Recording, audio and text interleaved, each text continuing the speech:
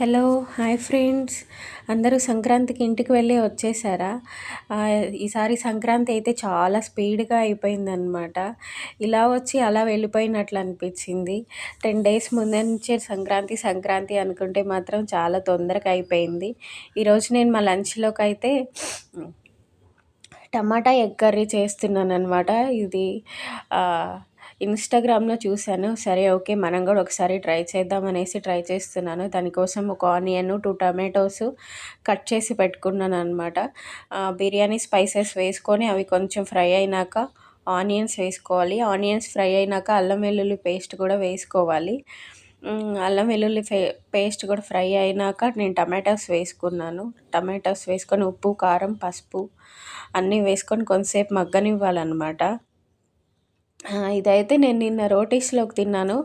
Okay అనిపించింది. అంటే first time అవ్వడం వల్లో ఏమో రెగ్యులర్‌గా తినే వాళ్ళకైతే బానే ఉంటది.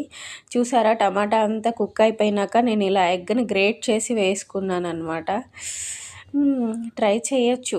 కానీ నేను దీంట్లో లాస్ట్‌లో గరం మసాలా వేశాను. అది వేసుకోకుండా ఉంటే బాగుండు అనిపించింది.